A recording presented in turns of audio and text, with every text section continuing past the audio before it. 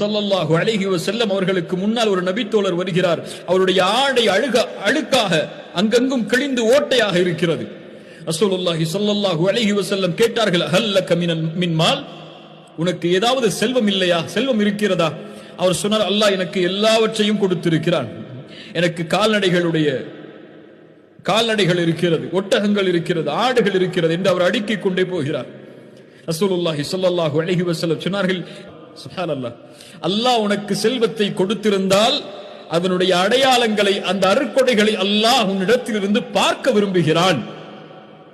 சுப்ஹானல்லாஹ், அல்லாஹ் உனக்கு அழகிய செல்வத்தை கொடுத்திருந்தால் உன்னுடைய ஆடையை அழகாக்கு. நீ ஒரு தோற்றத்திலே இழிவான நிலையில் உன்னை ஆக்கிக் கொள்ளாதே, உன் ஆடையை அழகாக்கு.